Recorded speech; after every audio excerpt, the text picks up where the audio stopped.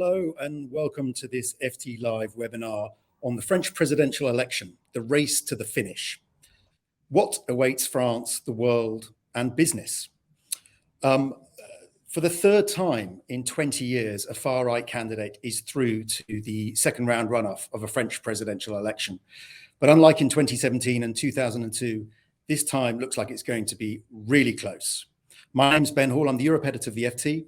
And just to introduce you to our speakers, we have Sylvie Berman, who is the former French ambassador to Russia, Britain and China.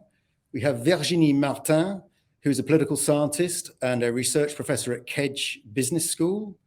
We have Victor Mallet, who's the Paris bureau chief of the FT. And we have our colleague Leila Aboud, who is Paris correspondent of the FT.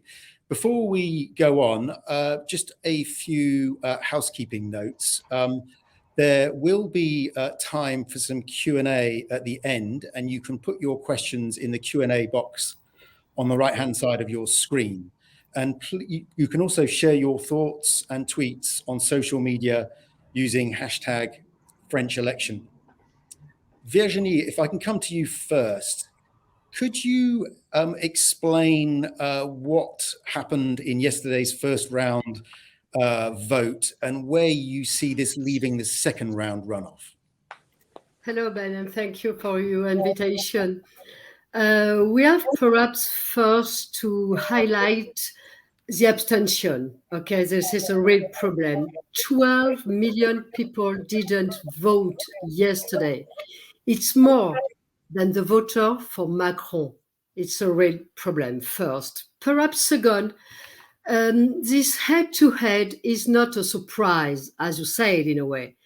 The point I'm making is that Macron definitively destroyed, the left-right divide. And consequently, the opposition are moving to the extremes, far right, far left, far right here, of course, because Macron absorbed, in a way, the Socialist Party and the Conservative one. And so we have mechanically this situation now.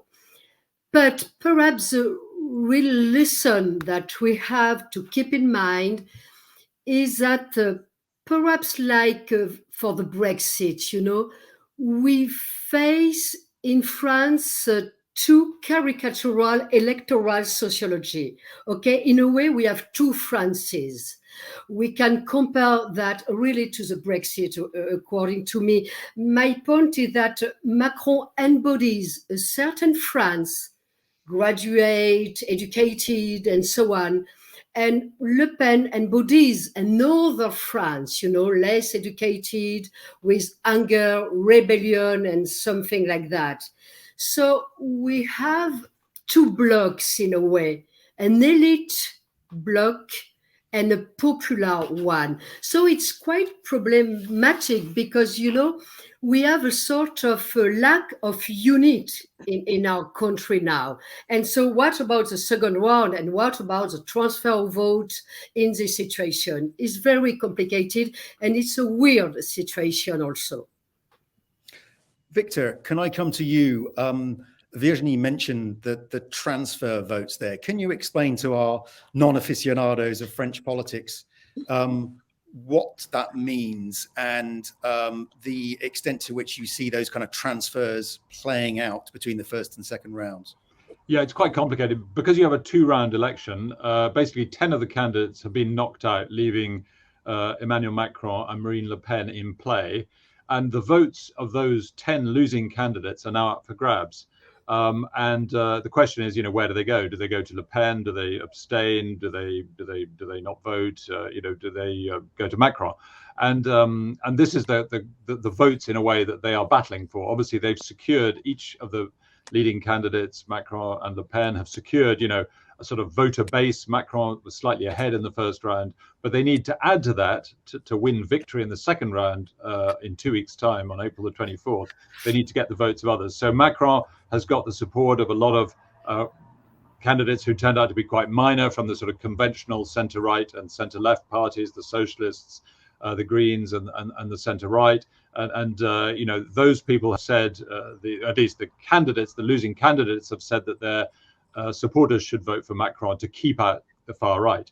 But on the other hand, Le Pen has a lot of support from, for example, the far right voters who voted for Eric Zemmour, who got 7% of the first round vote, and was almost more extreme than Le Pen herself, certainly in terms of immigration.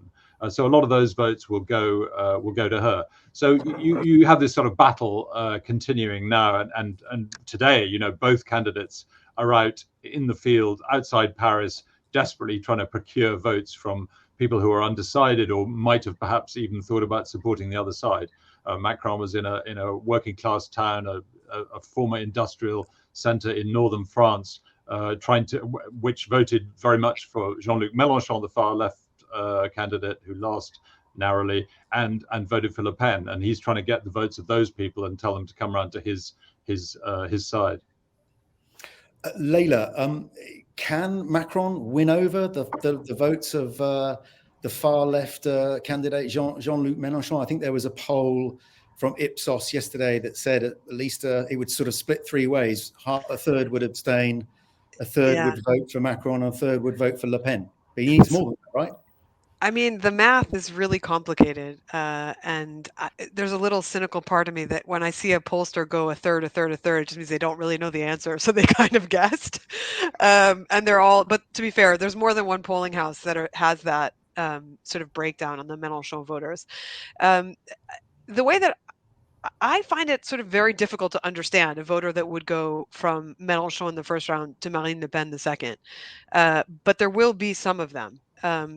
And I think the other real question is, as Virginie mentioned, is that the other pot of voters that's out there is the people who didn't vote in the first round. So he's kind of, if Macron is going to get to above 51, he's got to get a chunk of each of those and kind of hope that one or the other doesn't end up being his undoing. It won't work with only one side. So strangely, in the Marine Le Pen campaign headquarters last night, I was there. They are convinced, perhaps wrongly, but this is their message, that they think that their program appeals to a significant portion of Mélenchon voters. And what they will point to when they try and make that argument is that it's a program structured around what they call social measures here, pushing consumer purchasing power, living standards.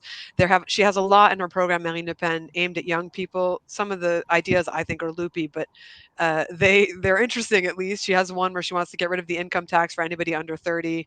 Another one which would start and if you're a business owner and you're under 30, you wouldn't pay any tax. So all these things that are sort of aimed at the young, which she thinks, and the retirement age as well. That's a key thing where they're close on. So Macron wants to put the retirement age up much higher, around 65. Hers is a bit ambiguous. It's a weird formula. It's probably going to be around 62 when you get to it, and Mélenchon's at 60. That says something which is highly symbolic. And a lot of the Mélenchon voters you talk to will just be like, no, I can't do that. That's just a red line. So anyway, it's a really complex equation, as all of you guys have mentioned before. The Le Pen camp thinks that they have arguments they can make to win over the Mélenchon voters. And we'll see if that plays out. Sylvie, the other striking feature of the first round results were the awful results for the two traditional parties of government in France, the socialists and the centre-right Republicans. And Macron, to a certain extent, needed them to do better in order to have reserves for the second round. Is he sort of reaping what he sowed? Is he now paying the price for killing off these two other parties, do you think? Yes, of course, it is a risk because he needs their voices now. But, I think it wouldn't have changed. I think they were already dead.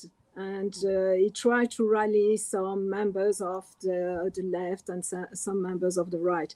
And in fact, what Virginie said is that there's two fronts now.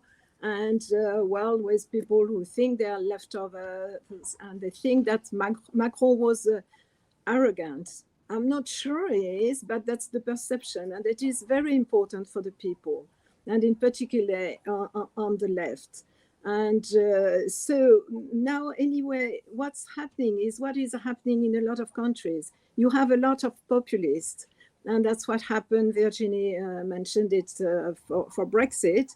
And what is dangerous this time, I remember because I was in London at that time, till midnight, we thought that Remain would win, and it was not the case. So it will be very difficult to say what's going to happen till the last day. But I think traditional parties were dead anyway, because it just well, his program is more probably right, but there's some part which is a little bit more leftist. The Marine Le Pen, I think. Well, all her program, which is very appealing to the voters of Mélenchon, is not properly financed. And I think that's what Macron has to prove during the debate and even before. Virginie, go on. Make your point. I would like to talk about, of course, as Sylvie said, about also the barrage, against Rassemblement National. What about this barrage? What about this wall, what we call the Front Républicain against the far right? Is very important, but now, in my opinion, is less solid than before. Okay, and we have to understand the voter of Mélenchon, as we said before. They don't want anymore, to make this barrage and vote for Macron. Okay, according to them, Macron leans more to the right than to the left. And so we know that a lot of percent of Mélenchon voters will abstain or give a blank vote or an invalid vote and so on, So turnout is going to be crucial for the second round, in my opinion. And Macron, in a way, will collect France of legitimacy and stability. And Le Pen, even she collect all the voters in a rebellion mode, okay, but she will have to face again a demonization. Don't forget that, of course, even if she tried to detoxify her image.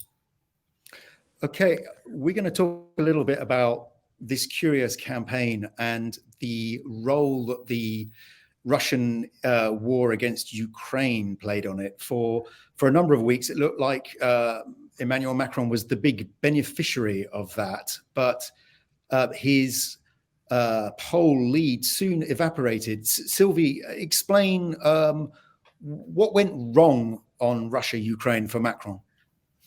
Well, I think anyway, this rally around the flag is always temporary. It was the case at the beginning because he seemed to be, the statesman and responsible, and he was the only one to be in a position to have direct contact with Vladimir Putin. It failed, but I think they didn't accuse him of failing because, the Putin chose the war. And at some point, this channel with Putin will be useful. I think at the beginning also, people were afraid, and in particular when Putin mentioned nuclear weapons. Now they're, I think, reassured, not because of Putin's decision, but because he is failing in, at least in Kiev and in northern Ukraine. So people are a little bit less worried. And so that's the reason why his popularity rate came back to what it was just before. So I don't think it's really... he's really failing on that. But the problem is that he hasn't campaigning at all because of this crisis. He was maybe too sure of himself and thought that it was not necessary. And people are criticizing him for that. But during the second round, I think it will be easy for Macron 2 points, the relationship between Marine Le Pen and Putin. Even if she did better than Zemmour, who said in the past that he wanted a French Putin. So I think anyway, it won't go against him, and more against her, I think. Leila, do you think Emmanuel Macron will be able to expose Marine Le Pen's coziness with an admiration for Vladimir Putin? She played it quite well over the recent weeks. She has been Teflon on this. She's been on Teflon on this. I don't know why. I can't explain it, because obviously her campaign a few years ago took out a loan from a Russian-owned bank, which is still outstanding. And she has, made no secret of the fact that she, respects Putin and the kind of imperial Russia he represents. Yet none of it is sticking to her, and I can't really figure out why. I actually think it might be the wrong tactic, or at least one that won't pay off for Macron and his people. They were doing this a lot on TV last night. The ministers who came up after the results, trying to point out this Russian sort of, link. It just doesn't seem to stick. It's having not a lot of consequence in public opinion. And this is just an intuition. It's not, it's, not a fact, but there's a part of me that just feels like French people want you to talk to them about their lives right now. What is going on with them? How does they feel in their family? We've been through 2 years of COVID, which nobody's talking about, but I can't help but think that has not left a trace in people's minds and the way that they feel. And I don't think that some sort of intellectual conversation about her proximity to Putin, even though it's legitimate, I just feel like it's not getting through. I could be wrong. I think her positions on Russia are very problematic. And especially the way in which she could potentially shift sort of EU unity on the issue of the war, and economic responses to it. Where she's been crafty, though, on the Russia sort of thing is that from the first day, she said something very, very clear, was that she didn't want any of the sanctions to blow back on French people. And that I think is just in keeping with kind of this theme of her campaign of protecting consumers, living standards, worried about higher prices, inflation, all this stuff. And she immediately sort of linked those two things in a way that was quite deft. So the Russia, sort of the war, actually doesn't necessarily always play in her favor. I think and for me, this is again just my opinion, I feel like her position on the cost of living thing is outweighing in voters' minds. It's more important to them than the perceived link or proximity that she has to Putin as a person. Victor, do you agree that the French care more about the price of diesel than they do about the greatest war of aggression in Europe since 1945? Absolutely, especially as Sylvie said, since the early days, there was a lot of fear, there was a lot of panic, there was a lot of sympathy for the Ukrainians, and that persists. But absolutely, it's true that the focus is very much on domestic affairs. And if you look at the concerns of voters, it's quite astounding. I think the by far the biggest concern of voters is the cost of living, what in French is called the pouvoir d'achat, the purchasing power of the consumer.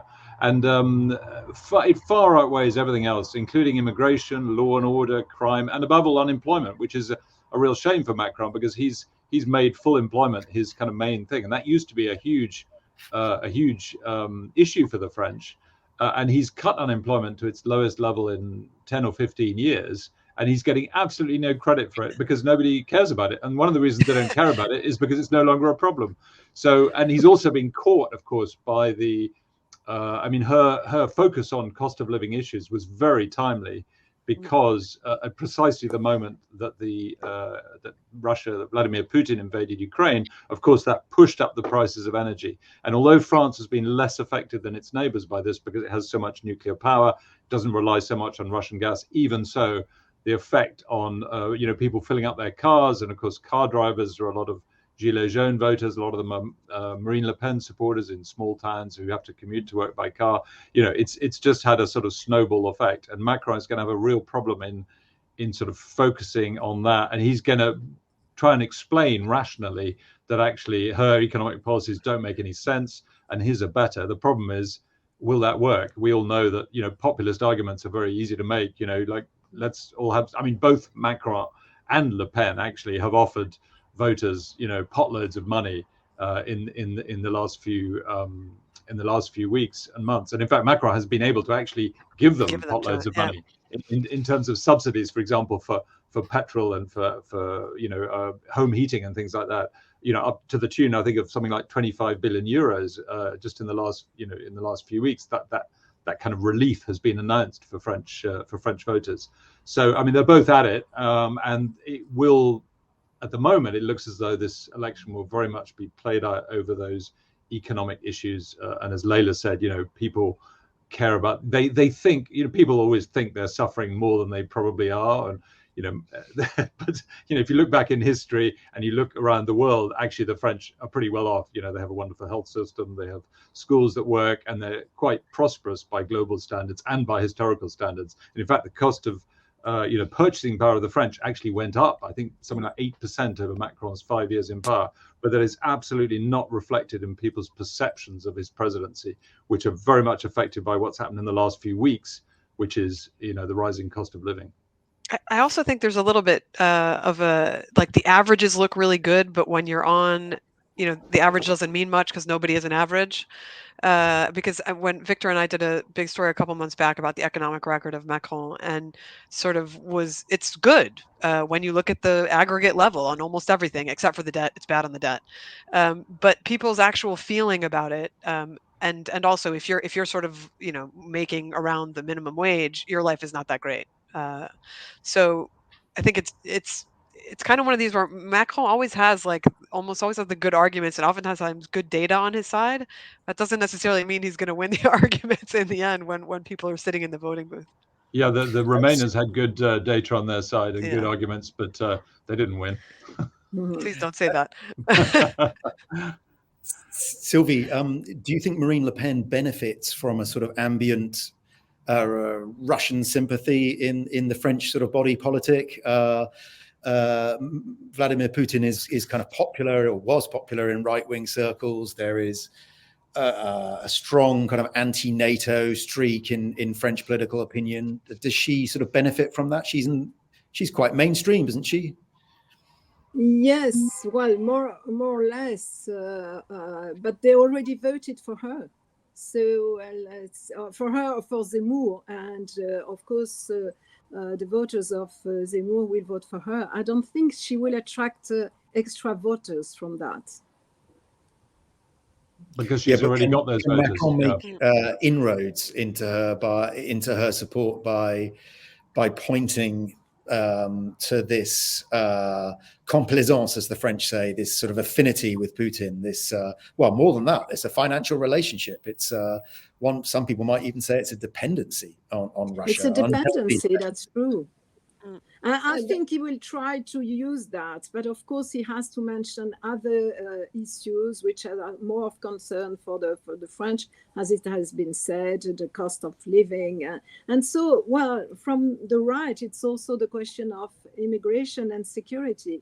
Yesterday, that was quite interesting because there was a kind of spokesman from the right, Copé, who said he has to change and be more focused on those two issues. And of course, those who were commenting from the left said that he had to pay attention to the poor people because he is presented as the president of the rich.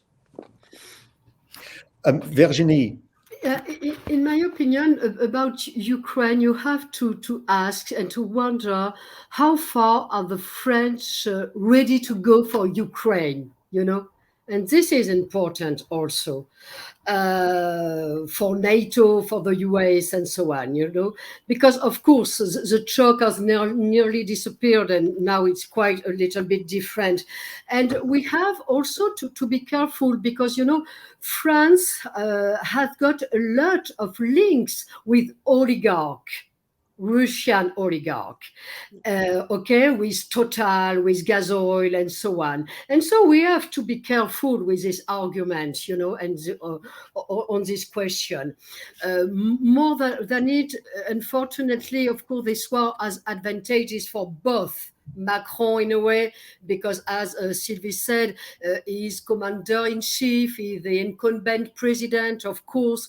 He staged him with this war, with a lot of pictures, falling with Putin and so on.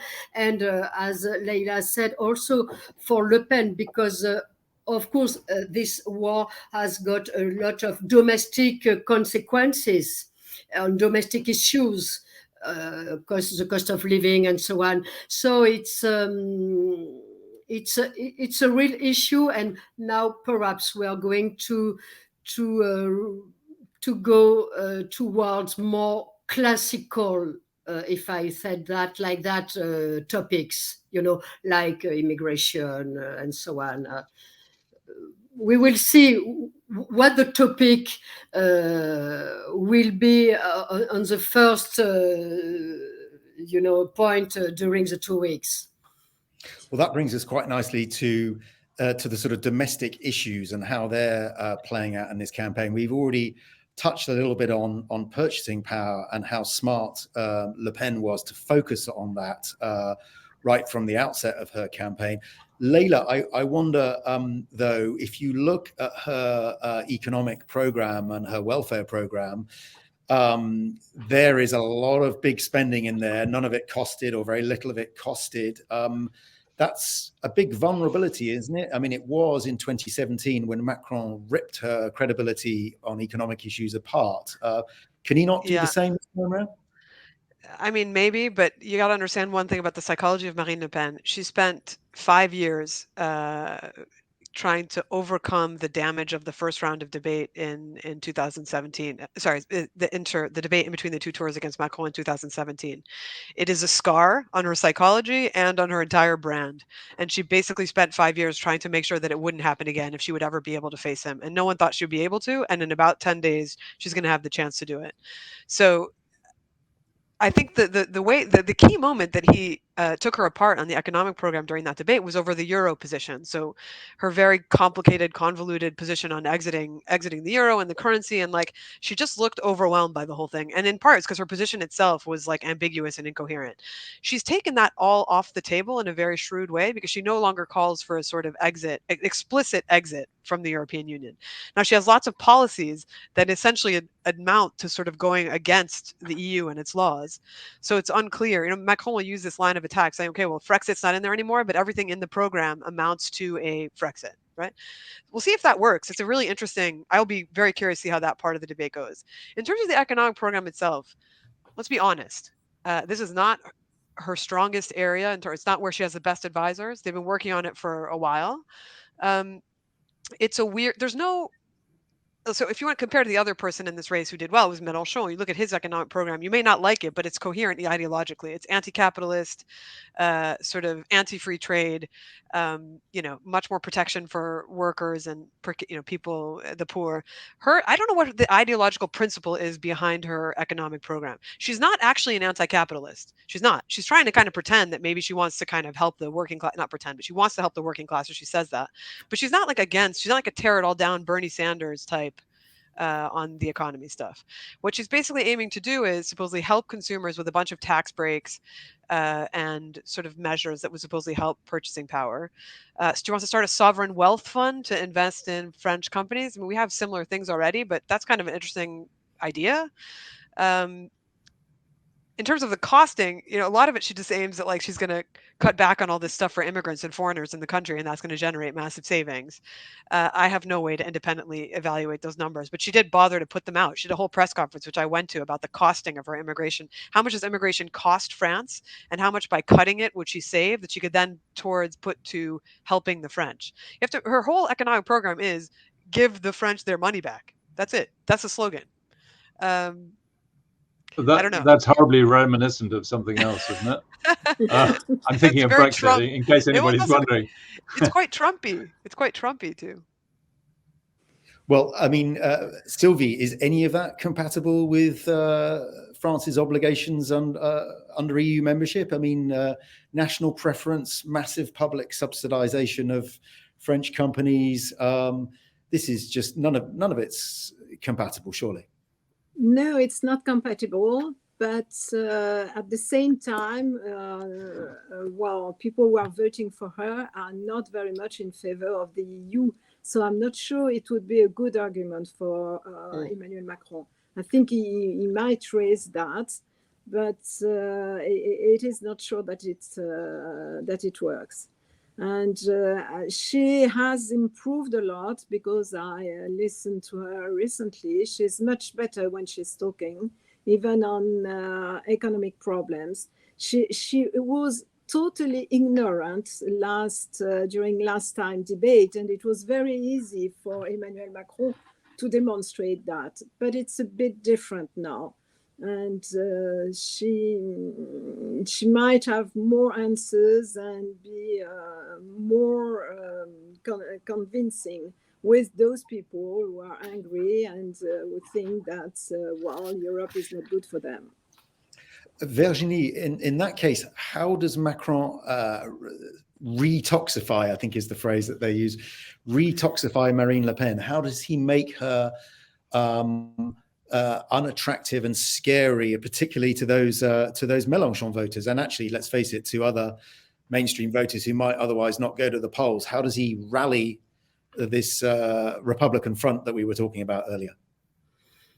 To demonize Le Pen, it's not very difficult, okay, because a lot of parties around Macron will do the job, okay? The Socialist Party, the Conservative, and so on and so on. So, and the media also. So it's not so difficult to re-demonize,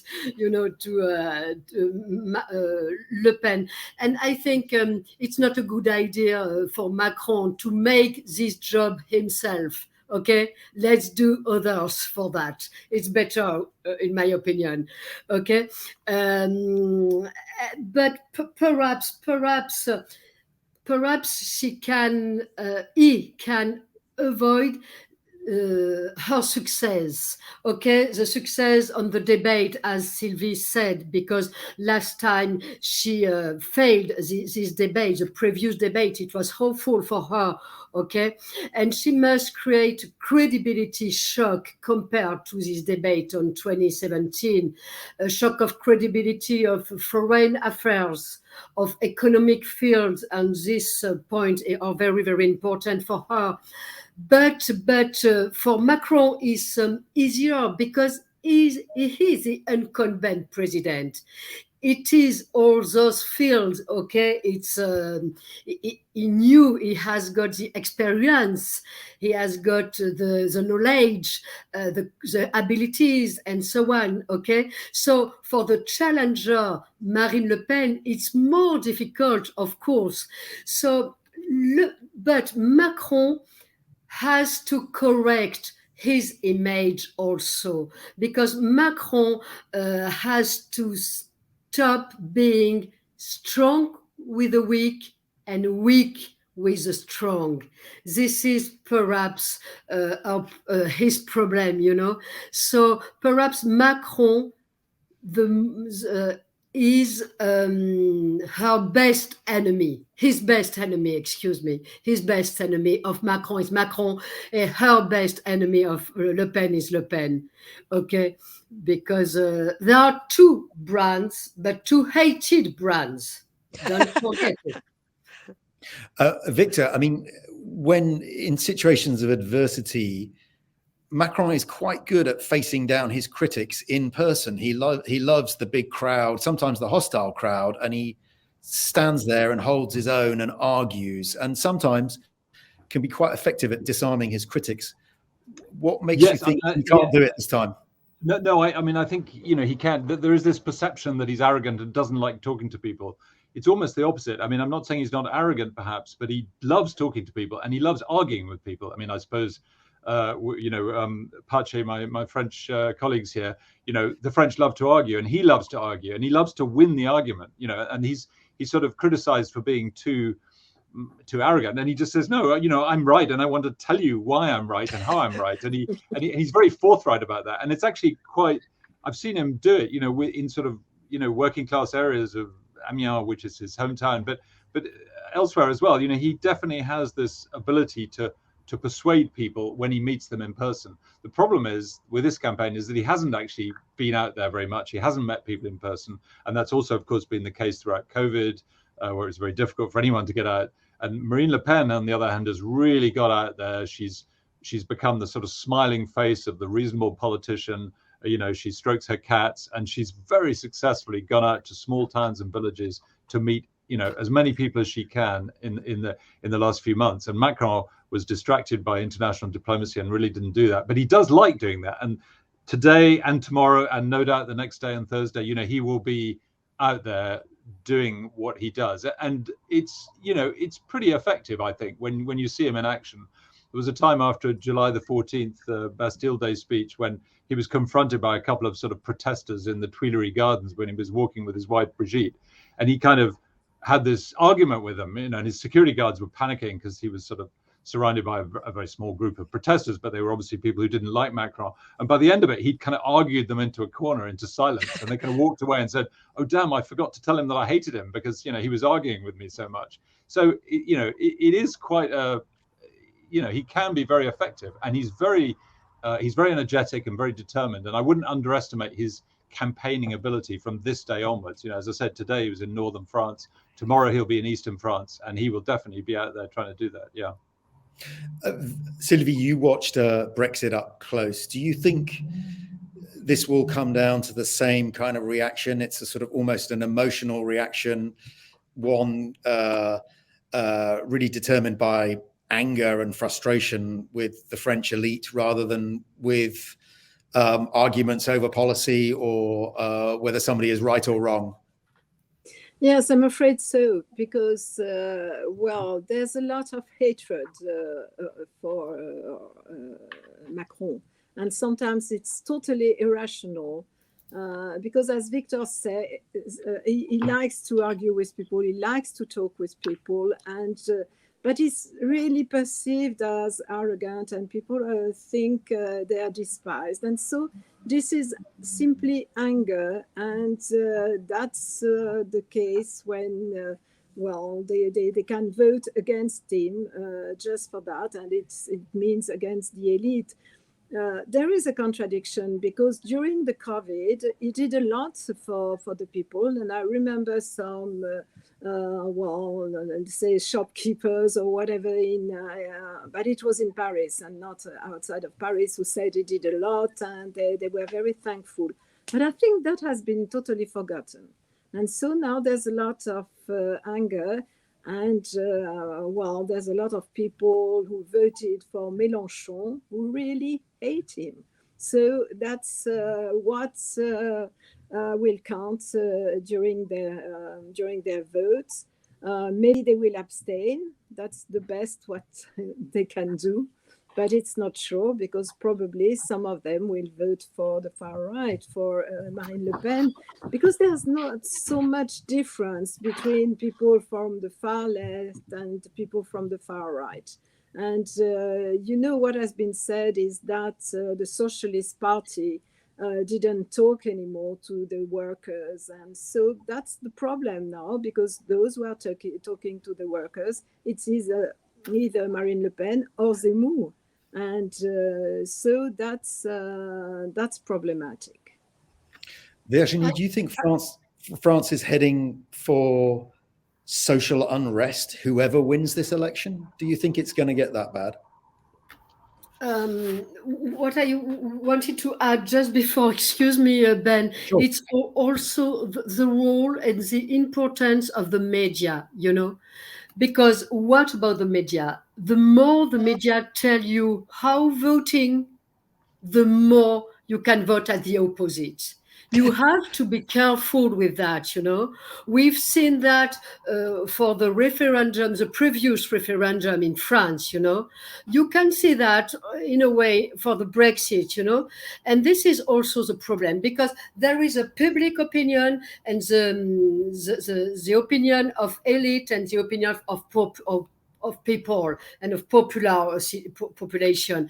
And be careful also with the media, because they want to give lesson, and the more they give lessons, the less we listen to them. And this can be a problem.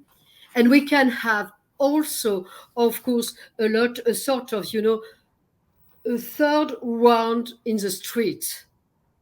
The third round in the street, with a lot of demonstration, a lot of frustration, because at the end of this election, we will have, whatever the result, we will have 50% of people very angry and 50% people quite happy, and this will be a problem. And if Macron, Le Pen are elected with a narrow margin, and I bet the margin will be very narrow. What about the legitimacy? What about the following election and so on? So we will have certainly a lot of movements in the country, like Gilets jaunes, Yellow Vest, and so on. Leila, Macron in his address last night said he was ready to invent something new to bring together people from different convictions. Do you think that means anything? Is he planning to sort of shift to the left? I think this is accentuate the environmental. What's he going to do? I think this is a key thing to watch in the coming days to see if there's actually anything concrete that comes out of it, because the ministers that were sent out to kind of do the shows last night, they're not really talking about, at least at this stage, changing anything in the program that would really move the needle for people on the left. You've talked to Mélenchon voters, they will tell you, retirement age at 65, we hate it. He wanted to condition the RSA, which is kind of this welfare program for the poorest of the poor, onto doing some public service or some training. They hate that. They just think it's beating up on the poor. There's a whole bunch of these things that are kind of red flags for them on the left. And my fear is that what happened last night was that they went out with two arguments, the government ministers, the Russia argument and the climate argument, basically saying on the environment, which is something that young people really care about, we're credible. She doesn't have anything, Marine Le Pen doesn't have anything in her program about that. This is very important. And then they also kind of have vague promises about, like what Macron was alluding to, unity, being the president for all. Ironically, that's exactly what Marine Le Pen was saying at her headquarters at the Hall. So they're both going to try and play this card of like being unifiers when neither of them are unifiers. Let's be honest about it. I also think if I could imagine a script where I think Macron would actually have to do something, not just talk about it, if he wanted to really try and convince the left that he was serious, that he had heard them, and that he knows that he needs them to get reelected. Thomas Piketty, who's a very influential left-wing author, wrote this opinion column in Le Monde a couple of days ago before the vote, which shows how prescient it was. Basically, almost like an open letter to Macron, basically saying you need to talk and do something for the people of the left, otherwise you're going to lose. We'll see if he does anything, but maybe Victor has some ideas. So far, we don't know the answer yet. Victor, do you think he'll tilt to the left noticeably?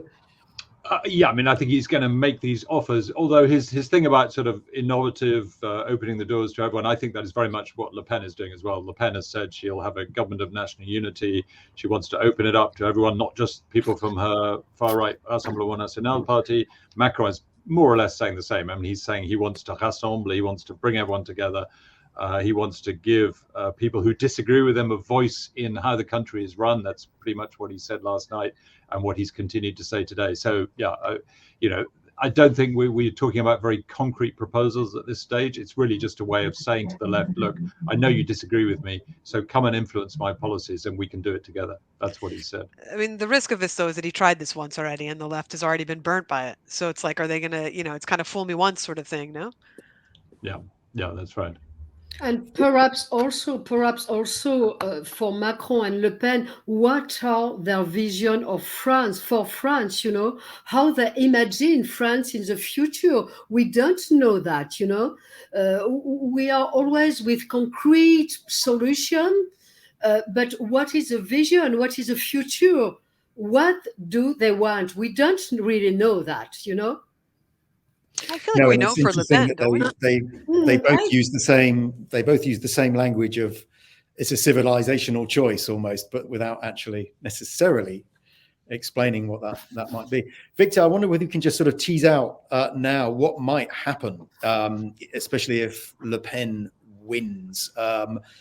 First of all, do you think it's possible that she could actually run a government of national unity? And would she even win an election, parliamentary election, after the presidential one? That seems quite hard to imagine, doesn't it?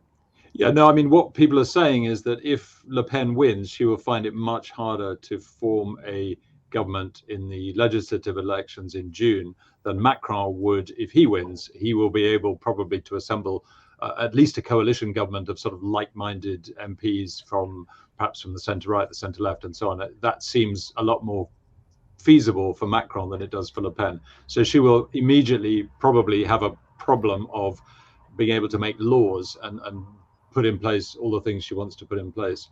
But the other thing is that if she wins, I mean, we're talking really about a sort of a massive geopolitical earthquake that we haven't really discussed. But if she was to win, we'd be looking at an event as important as Brexit, as important as the election of Donald Trump.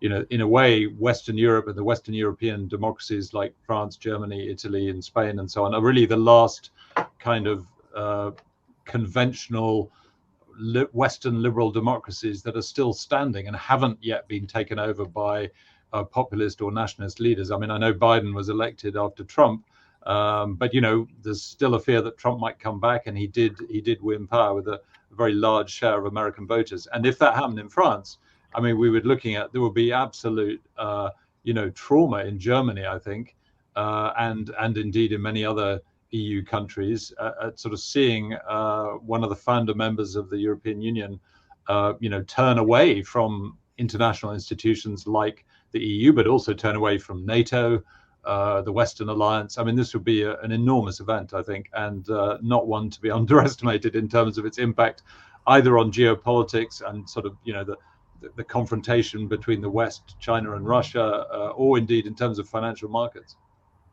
Sylvie, do you think the EU could even survive a Marine Le Pen victory? Well, I think the EU will survive, but France will be very weakened and will lose its influence, not only in the EU, but in the world. I think the vision countries would have of France would be like the one we had of Donald Trump after his election. And so it's very dangerous. And that's true that as a diplomat, I'm very concerned by that. And Leila, what about the market reaction? There was a bit of a mini relief rally today, right? On Macron's better than expected showing, but are the market, are investors out of kilter with reality? I mean, I think right now the little correction, sort of the relief rallies you put it today, I mean, it kind of jives with the polls that we have so far. We have a couple of polls of the second, expected the second round, and they're all sort of Macron winning slightly. A few are in the margin of error. I think 2 of the 3 that have come out are in the margin of error.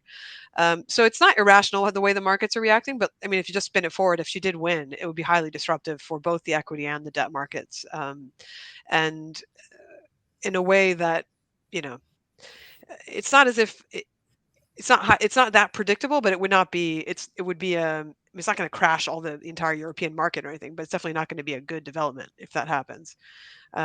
So yeah, we'll see. What's interesting is just that I think that the markets were totally asleep on it and kind of woke up only like 4 or 5 days ago and realized like, oh wait, hold on, you mean she might actually win? So I think they've now caught up and are now probably following it much closer. So the risk of kind of unexpected outcome is probably lower for the markets themselves, is lower than it was 10 days ago.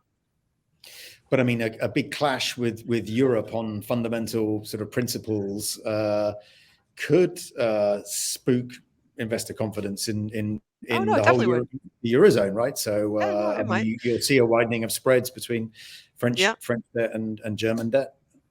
Yeah, no, it's already started, and it would only accentuate. It would not be good, put it that way, at a time where the global equity markets are already sort of struggling to deal with the sort of, we're going to have rising interest rates, inflation. I mean, we're in a different economic cycle than we were even during the pandemic. So, it's going to add pain to pain, really, if it happens. It's not quite as extreme as Mélenchon, who was going to cancel, I think, getting cancel all public debt, I think, if I remember rightly. Yes, that is true. Yeah. That is true. And Virginie, what would a Le Pen presidency actually look like? What would she do? What would she be able to do? I don't know. So there is first, as we said, a new European order, perhaps Orban in Hungary, Duda in Poland, and so on. It will be a sort of new European order. Now, of course, she deals a lot with social issues. You know, for many years she did that, and this is important for her. And this choice is totally opposite to her father. Don't forget this point. And for example, she proposes retirement age at 60.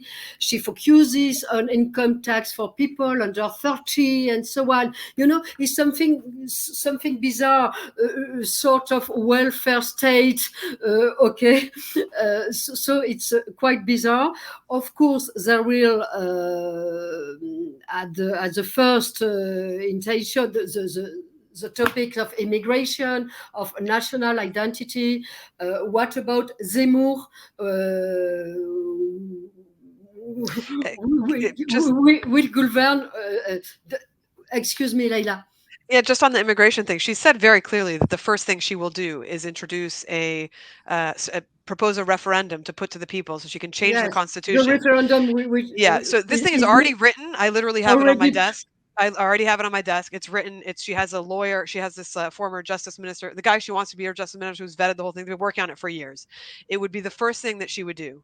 And the thing that she's picked up on is that basically you need a referendum to change the constitution in France to allow her to do what she wants to do on immigration and to establish this principle that she calls national preference, which allows her to treat French people differently than foreign-born people on French soil for jobs, housing, and whatever policy she wants to put in place.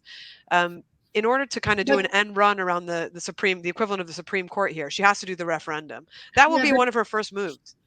But yes, Leila, she will have a problem, as Victor said, that that for the legislative election, she doesn't have majority, in my opinion. Okay, and so we are going to go in a sort of cohabitation, like with Mitterrand and Chirac. You know, it's impossible for her to have a majority, to have MP, to have enough MP as a parliament. You know, in my opinion, I think so.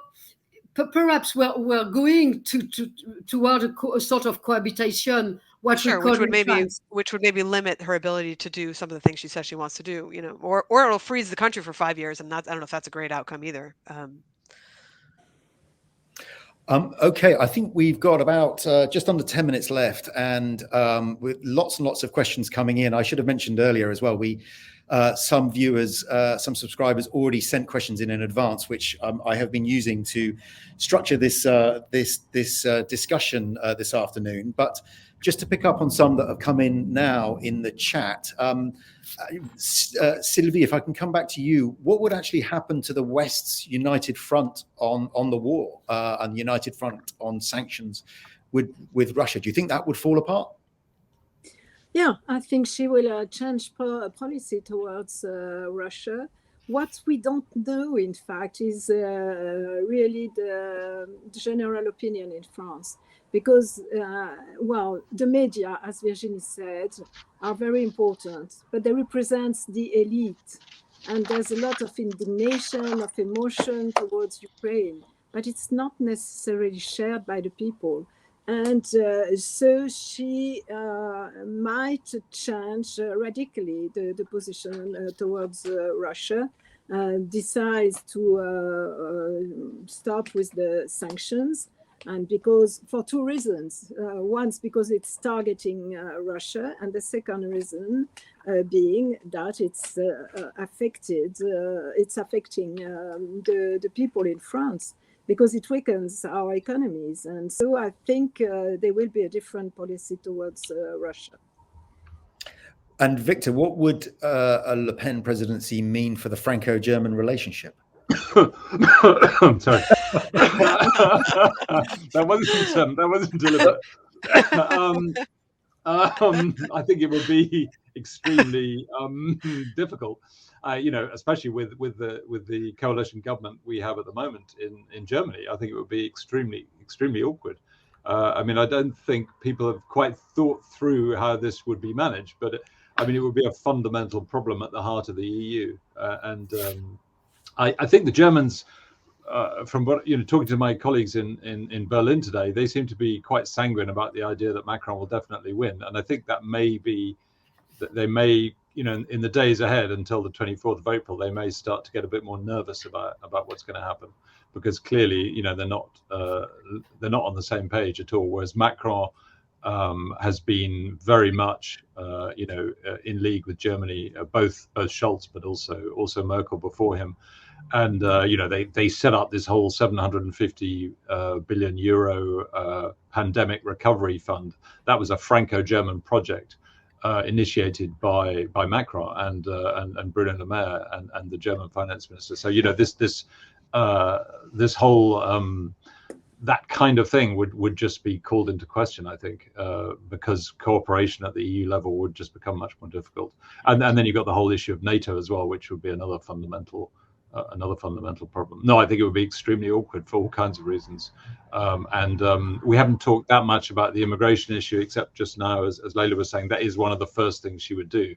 And basically a lot of the things she is wanting to do and recommending and trying to enforce in France go against EU law and the current EU framework and legislation and rules. And that would be a huge problem right there. Leila, we talked about whether Le Pen could gather together a majority. What about Macron? I don't know. I'm gonna have to say that I don't know the answer on that anymore. I mean, there's this sort of, the traditional response is that usually the president who wins tends to get a legislative majority. I am not a smart enough person to understand if we are going to break out of that pattern this time. I do think that there's a big broken promise sort of at the heart of the first term of Macron, if it is his first term, which is that basically he had promised to introduce more proportionality in the parliament, and he didn't do it. There's many reasons why he didn't do it. It wasn't all his fault. But that is something which I think is kind of like an inherent sort of scab on the French Republic. I don't think the system works that well. I think that if Marine Le Pen is getting and Zemmour are getting 31% of first round voting attentions, and she has 6 deputy seats, that's probably not a very healthy sign for the democracy. Maybe she should have more, and her people should be a normal part of this democracy. And then if they suck, then we can kick them out. I don't know. I mean, it's just. But, there is one very peculiar thing about the French political system at the moment. It's not just about that issue of whether you have proportional representation. The 3, major parties in presidential elections are nowhere in local government, and vice versa. You have an extraordinary situation where Macron's party has done very badly in municipal elections and regional elections, and does very well, obviously, in presidential elections, and did okay in the last parliamentary election. So you have a sort of, and yet the socialists and the Républicains, who are the centre-right and centre-left parties, are very prominent in other institutions, but have been sort of completely wiped out in presidential elections. So you have a very sort of peculiar situation, and the Senate is run by, is controlled by the centre-right, by the Républicains. So it's a very kind of disconnected political system at the moment, where local government is not reflected in national government and vice versa. Virginie, actually, I wanted to ask you, do you think the Fifth Republic and the presidential system has reached its limit? Can it actually survive in this form? I mean, of course, the limits are now here. It's obvious. It's obvious. Okay, we have to have a better democracy. We have something more close to the people. We have to have something more horizontal, and no longer vertical like that. This is it's no more. French people are not okay with that. Macron tried some good or bad ideas about more democracy, participative democracy, and so on, but it doesn't work very well because the framework doesn't work because of the Fifth Republic. So now the French people have tried everything, Macron, the left, the right, and so on. And perhaps some French people can make a gamble and vote for Le Pen or not. I don't know. Okay, so we're in our last minute, and I'm going to put all four of you on the spot and make you give us a prediction of what's going to happen on the second round on the 24th of April. So, Leila, you first. Oh God. I think it's going to be Macron, but narrowly. Sylvie? Yes, same Victor? I would say the same, but it comes with a health warning that I didn't think the British would vote for Brexit, and I didn't think the Americans would vote for Donald Trump, and I was wrong both times. Any disagreement there, Virginie? If Macron campaign, he can win, but we can have a surprise like Trump. It's obvious, or the Brexit. So we don't really know. We don't really know because the rebellion mode is very, very strong in this country. Don't forget the yellow vest. That's a very good point on which to end. It's going to be a nail biter for sure. I would really like to thank our four speakers, Sylvie Berman, Virginie Martin, Leila Aboud, and Victor Mallet. I would like to remind everybody that this session is available on demand for 90 days on our website. Please share it on social media. Until next time, thanks very much for joining us.